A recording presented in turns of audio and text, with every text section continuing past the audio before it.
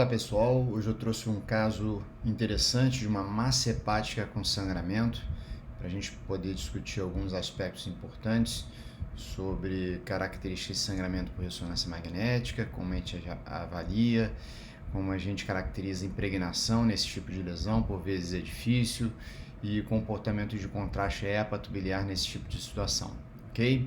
Essa é uma aula que também vai estar disponível no meu canal Radiologia do YouTube, tá? E também nos dois Instagrams, tanto o @AntônioEiras quanto o canal Radiologia. Fiquem à vontade, tá? Para poder depois rever o caso com mais calma, tá? Então vamos a ele. Então, na verdade, eu recebi esse e-mail da paciente e não foi, eu recebi esse e-mail aqui, ó, em 17 de junho de 2020, mas ela nos procurou mais ou menos uns 3 anos atrás, quando ela tinha 23 anos, estava com um quadro de dor abdominal súbita, ela já tinha uma tomografia feita que demonstrava uma massa hepática com sangramento, tá? E um pouquinho de hemoperitônio. E ela me mandou aqui que eu fiz uma pergunta para ela, não me lembrava muito bem da anamnese que eu tinha feito, ela veio fazer esse controle com a gente, ela faz alguns controles seriados, mas um desses controles ela fez com a gente, eu perguntei para ela o grau de exposição que ela tinha de anticoncepcional, ela me falou que fez uso dos 17 até os 23 anos, os 23 anos aqui que ela teve esse quadro clínico, hoje ela deve estar atualmente com uns 25, 26 anos, beleza? Então vamos dar uma olhada nesse caso, exatamente como ele ocorreu, e eu vou focar inicialmente para a gente avaliar a primeira fase sem contraste do caso. Foi uma ressonância magnética do abdômen, cujo estudo foi feito com contraste hepatócito específico, tá? E eu vou passar aqui para vocês. Então, de imediato, a gente já observa aqui na ponderação T2, tinha um pouquinho de derrame pleural à direita, isso há 3 anos atrás, tá, gente? Uma massa complexa, com sinal bastante heterogêneo na ponderação T2, de áreas com marcado hipersinal, áreas de intermediário, sinal, abaixo sinal, tá? Estendendo-se praticamente por todo o lobo direito. Um pouquinho de lama biliar e cálculos, tá? No plano coronal, essa massa também ocupava boa parte desse meu lobo direito, tá? Com um sinal bastante heterogêneo, ok? Tá? Em seguida, vamos abordar aqui as ponderações T1 em fase, T1 fora de fase e T1 FAT7, tá? Então, T1 fora de fase, o efeito da tintanaquim, T1 em fase e T1 FAT7. Vamos abordar essa lesão, começar lá de cima, tá? A gente observa que a massa começa com também sinal heterogêneo, mas o que chama a atenção da gente são componentes marcante hipersinal na ponderação T1, tá? E esse sinal é mantido nas ponderações T1 em fase, T1 fora de fase e T1 com supressura espectral, FAT7, tá? Isso sugere a possibilidade de sangramento para essa lesão. Outra grande causa de sinal elevado em T1 em fase fora de fase é a própria gordura, entretanto, a gordura na sequência T1 fora de fase, ela apresenta um efeito que a gente chama de efeito tintanaquim, que determina uma queda de sinal na interface que essa eventual gordura faça com o tecido que tem água predominante, como por exemplo o fígado, ok? Eu também vou abordar a parte com contraste, mas já queria que vocês observassem que parece que tem um componente dessa lesão com sinal muito próximo do fígado, esse mais aqui anterior, tá? Então parecia ser uma lesão complexa, com áreas de sangramento e componente sólido, lembrando que essa paciente não é uma paciente que sofreu trauma. E um outro dado também importante aqui da nossa avaliação é uma paciente que não tem sinais de hepatopatia crônica. A gente observa aqui, ó, ela não tem sinais de hepatopatia crônica, um contorno hepático regular, ok? Então, uma paciente jovem, com uma área de sangramento hepático, sangramento predominante no lobo direito, sem sinais de hepatopatia crônica e sem trauma associado, tá? Então, nessa fase inicial, eu vou retornar aqui para o nosso estudo, tá? E eu queria fazer diagnóstico diferencial com vocês de lesões hepáticas com sangramento espontâneo. Existem já alguns artigos na literatura que falam sobre isso, são artigos de revisão, são artigos relativamente antigos, mas acho que não muda nada do raciocínio que a gente pensa hoje, e existe uma concomitância de etiologias nos dois artigos que justificam como principal causa de hemorragia hepática não traumática a possibilidade de carcinoma hepatocelular e de adenoma. Nos dois artigos que preponderou foram essas duas etiologias. E os dois artigos comentam, obviamente, que a forma de você diferenciar isso está muito relacionada à história do paciente, à faixa etária do paciente, o gênero do paciente e essa história especificamente de hepatopatia crônica prévia. Então, especialmente nos pacientes com doença hepática prévia, hepatopatia crônica, cirrose, o carcinoma hepatocelular era a principal indicação, e nos pacientes que não tinham hepatopatia crônica, sobretudo pacientes do sexo feminino, em faixa etária reprodutora, o adenoma era a grande causa. E aí depois havia outros diagnósticos de sangramento menos frequentes, né? O manjoma hiperplasia e metástases apareciam com maior frequência nesses estudos, lembrando que as metástases, principalmente as hipervasculares, por isso que eu coloquei esse duplo asteriscos aqui, tá? E aí uma causa mais miscelânea de outras causas relacionadas ou não a síndromes de coagulopatias, uso de medicações, né, doenças autoimunes, etc. Tá? Mas o que eu queria destacar aqui são as duas principais causas, carcinoma hepatocelular e adenoma, e obviamente, como era uma paciente jovem, a gente ficou inicialmente com a possibilidade de ser um sangramento. Então vamos voltar ao caso, mas aí esse caso ele foi feito com contraste hepatobiliar. Então antes da gente voltar para o contraste hepatobiliar, eu vou querer passar para vocês como se dá a farmacodinâmica desse meio de contraste, para a gente, quando chegar lá no caso, poder compreender o que está acontecendo. Então esse é um contraste que ele é administrado por uma veia, geralmente na região antecubital, ela ascende até o coração direito, vai ao pulmão, chega ao coração esquerdo, vai para a aorta, e a aorta começa a sua distribuição pelo organismo.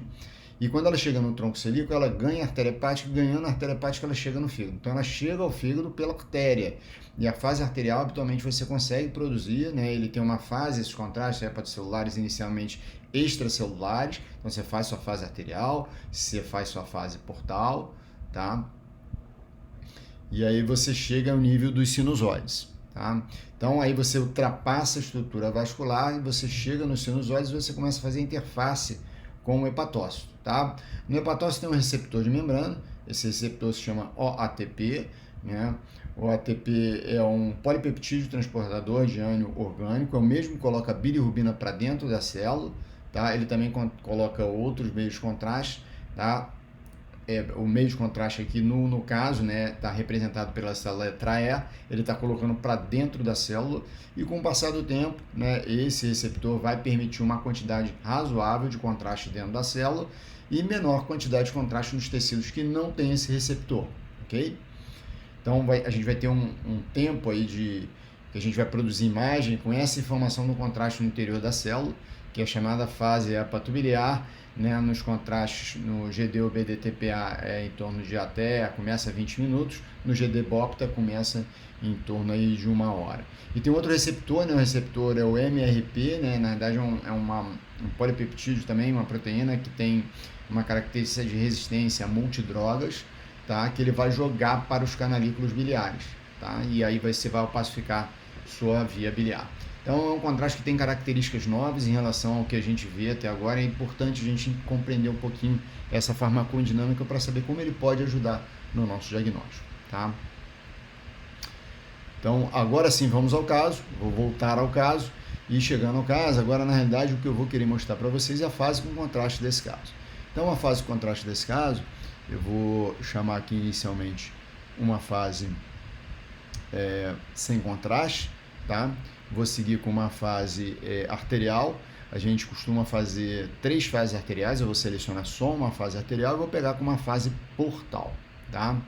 Então a gente observa primeiro uma ideia que aquela área de hipersinal em T1, ela decaiu o sinal quando a gente faz a fase, por exemplo, portal. Esse fenômeno a gente chama de reescalonamento do sinal, que ocorre habitualmente na ponderação T1 após contraste, e induz o raciocínio que isso é um conteúdo liquefeito de teor proteico elevado ao sangue, tá? Então aqui não há vascularização, na realidade o parênquima está se impregnando e ele está com um sinal mais elevado que o conteúdo hiperintenso que não apresenta impregnação pelo meio de contraste venoso, e a gente ocorre, na verdade, essa inversão, ou essa, entre aspas, perda de sinal da lesão, ok? Isso é um dado que sugere muito sangramento e sugere muito que essa área não tem vascularização própria, diferente desse outro componente. Repara esse componente mais anterior aqui, ó, ele é um componente que tem uma razoável impregnação pelo meio de contraste venoso em fases arterial e portal, ou seja, eu tenho um componente sólido vascularizado e eu tenho um componente liquefeito possivelmente associado a sangramento. Se eu quiser ainda ter mais certeza disso que eu estou falando, eu posso proceder à subtração da minha imagem. Então, posso proceder aqui, ó, subtração da minha imagem. Eu vou botar aqui uma subtração que a gente pode observar. E o que vem a ser a subtração? Subtração é você pegar a informação do pós-contraste e retirar a informação do sem contraste. Você vê efetivamente o que impregnou. Então, aquele componente mais anterior e anterolateral, ele realmente se impregnou pelo meio de contraste venoso, e o componente interno de sangramento realmente não teve impregnação nenhuma pelo agente paramagnético, ok? Então, dando uma ideia para a gente que realmente houve impregnação pelo meio de contraste venoso. E aí, para a gente finalizar esse raciocínio, eu também vou colocar para vocês, né, a fase hepatobiliar, tá?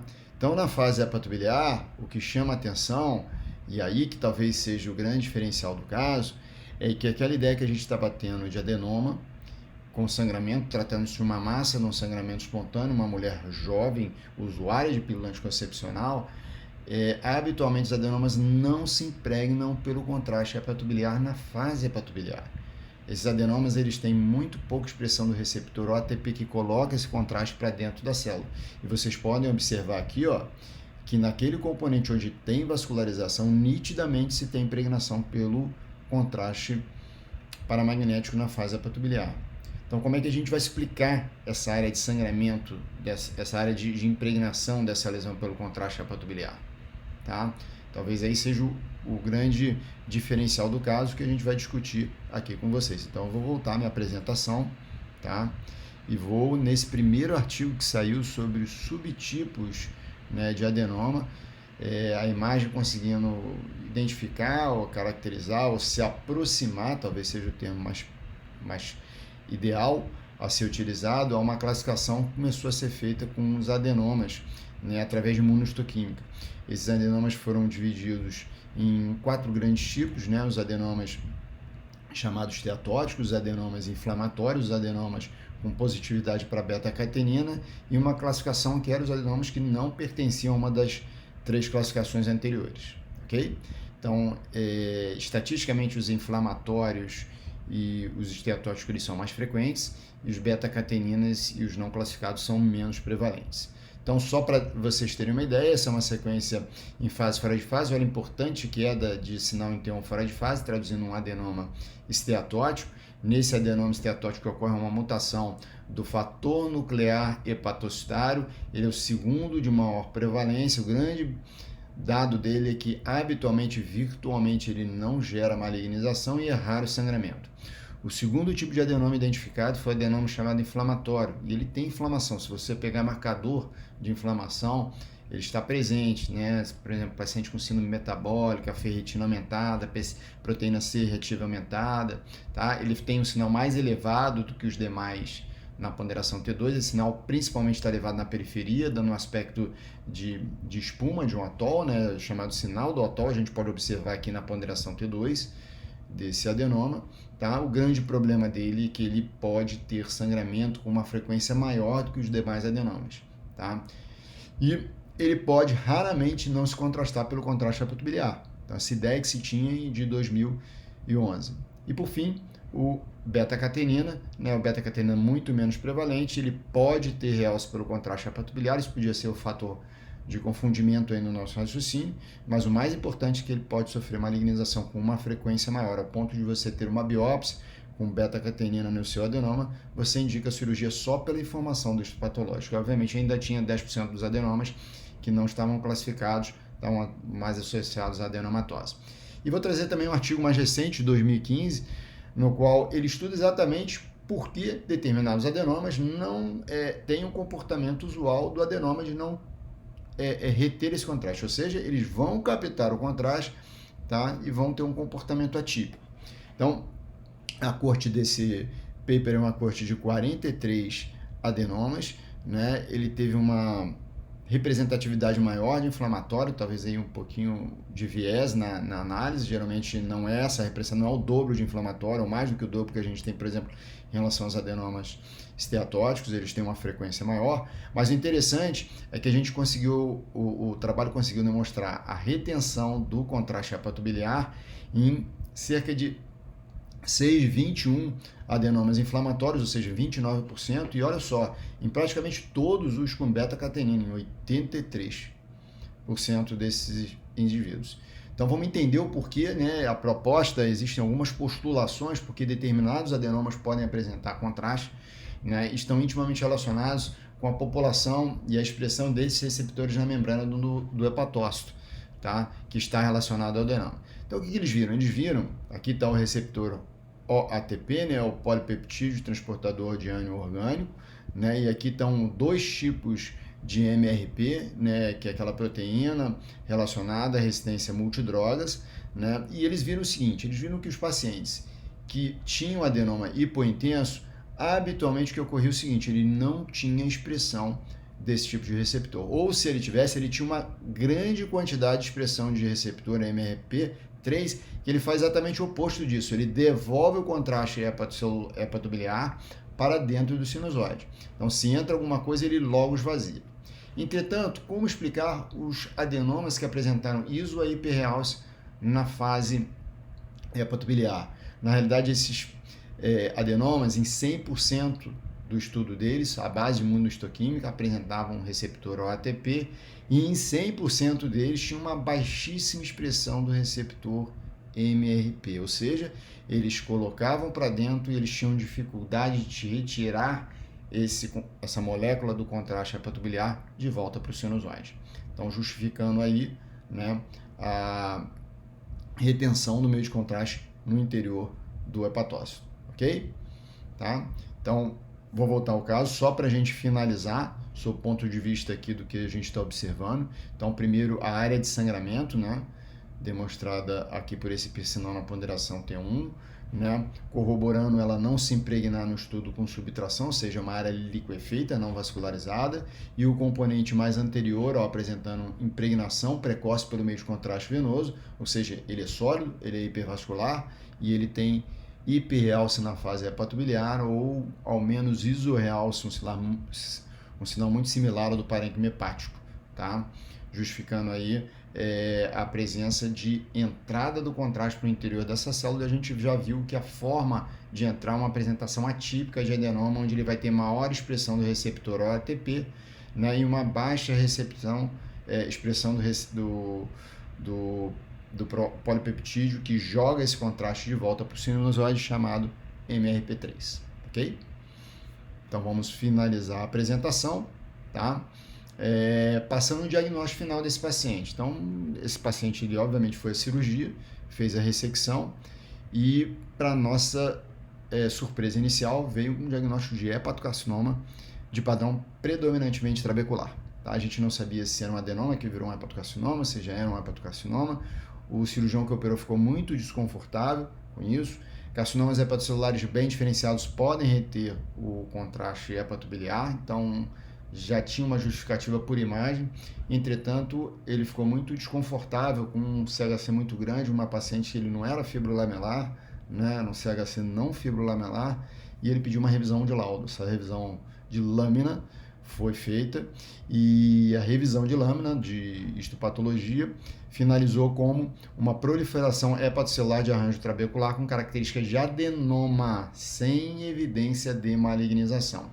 Obviamente, serão adicionadas e efetuadas pesquisas de imunohistoquímica, cujo resultado será motivo de relatório complementar. E o relatório complementar está aqui, e a conclusão final da integração dos achados imunohistoquímicos e morfológicos caracterizou o diagnóstico de adenoma hepatocelular com padrão telangiectásico inflamatório, exatamente aquele padrão que a gente viu na apresentação, que pode eventualmente ter a retenção do meio de contraste hepatobiliar. Entendam, gente, que isso daí não é o usual. O usual, na grandíssima maioria das vezes, até o próprio adenoma inflamatório, ele tem uma baixa expressão do receptor OATP e ele tem hiporrealce na fase hepatobiliar. E essa informação, ela no nosso dia a dia é extremamente útil para a gente diferenciar adenoma de hiperplasia. Mas veja, apresentações atípicas ocorrem, como a gente viu aqui, e observe que existiam fatos importantes como a ausência de hepatopatia crônica, paciente jovem, usuário de pílula anticoncepcional, lesão hipervascular e sangramento associado, que direcionaram o diagnóstico para a possibilidade de adenoma, e a gente foi na literatura e conseguiu comprovar o porquê esses adenomas podem ter impregnação em forma menos prevalente, menos frequente do contraste hepatobiliar, ok? Então, ponto de aprendizado: as principais causas de sangramento hepático não traumático são adenoma e CHC. Obviamente, o perfil do paciente vai direcionar-se para um ou para outro. Paciente jovem, usuário de pílula anticoncepcional, sexo feminino para adenoma, paciente mais idoso com um quadro de hepatopatia crônica para CHC. Vimos as formas de sangramento de ressonância no abdômen, especialmente, né, o raciocínio das ponderações T1 em fase, fora de fase, T1 FAT7, e também observamos como caracterizar sangramento ou não sangramento no estudo que a lesão já tem componente hiperintenso em T1, que é através da técnica de subtração. Né, o auxílio aí do fenômeno de reescalonamento do sinal pode ajudar a gente no dia a dia.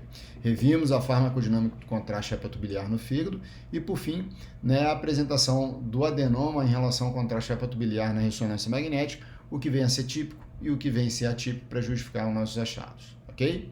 Gente, espero que tenha sido útil, especialmente essa interpretação sobre o contraste hepatobiliar, tá? E até breve.